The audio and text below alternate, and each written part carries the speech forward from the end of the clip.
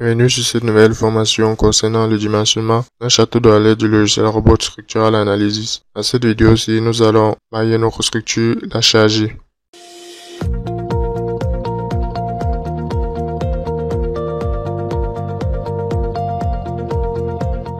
Dans les précédentes vidéos, notre bâtiment avait déjà été entièrement modélisé. Que ce soit le radier, le fût, la cheminée, tous ces éléments ont déjà été modélisés. Alors nous allons maintenant définir les différents cas de charge. Déjà nous avons défini charge permanente, le poids propre, le poids de toute notre structure. Le poids propre de toute notre structure sera calculé automatiquement. On n'aura pas à l'ancrer une fois qu'on a déjà défini les épaisseurs et les matériaux.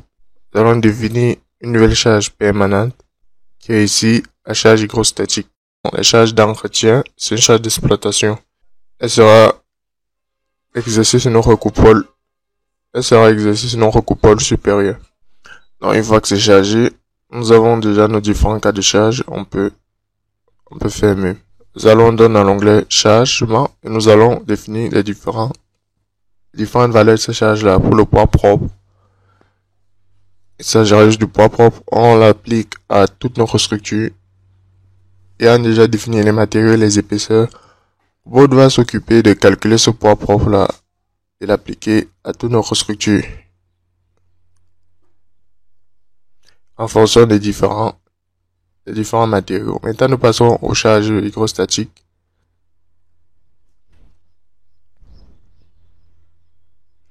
Nous allons déjà vérifier que nos différents éléments sont orientés, l'axe Z est orienté dans le bon sens.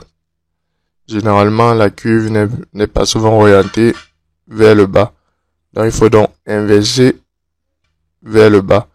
Donc, il faut donc inverser son orientation de l'axe Z. Pour que cet axe Z-là soit orienté vers le bas. Tel que vous pouvez le voir. Donc, maintenant, on définit la charge de surface, pression. Et on définit le poids propre à 1000 kN par mètre cube. Bon, 1000 kg par mètre cube. Et on doit définir juste le niveau de l'eau. Le niveau supérieur de la surface de l'eau. Et son poids propre. Et le robot va donc s'occuper d'appliquer cette charge-là.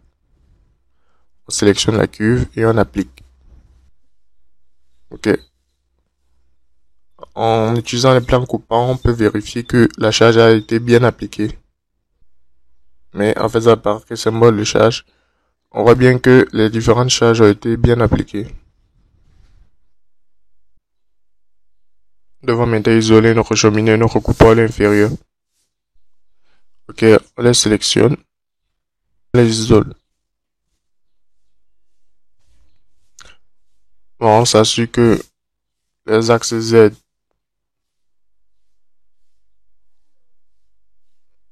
et les axes Z sont bien orientés.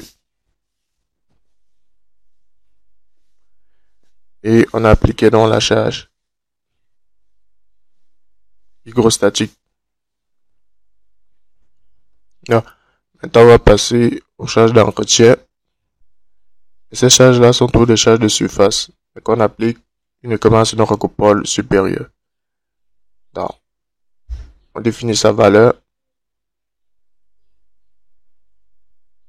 Et on l'affecte. Donc voilà. Donc voilà. Et maintenant de simplement charger notre structure. Nous n'avons pas pris de charges compliquées. Maintenant, il faudra définir les différentes pondérations. Nous allons dans l'onglet chargement.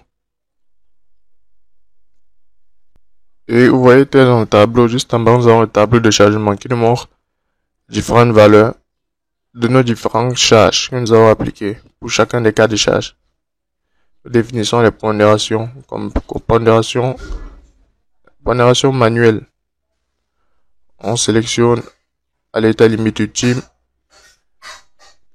et l'état limite de service. On sélectionne tous les cas qui seront calculés et on valide.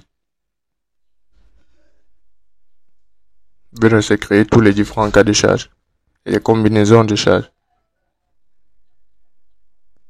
nous allons modifier les différentes valeurs pour les mettre à 10. Donc, 10 kN pour les charges électrostatiques, 10 kN par mètre cube et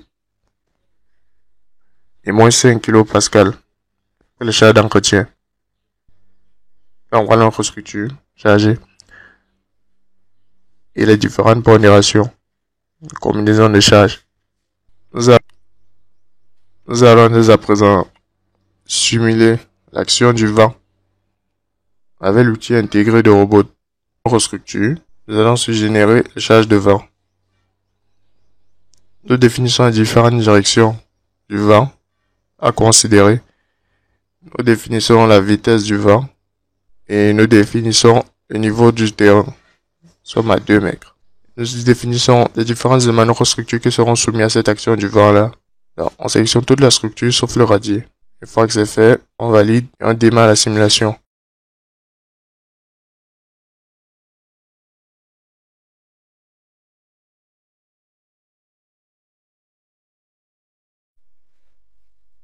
Ok, les différentes actions du vent ont été simulées.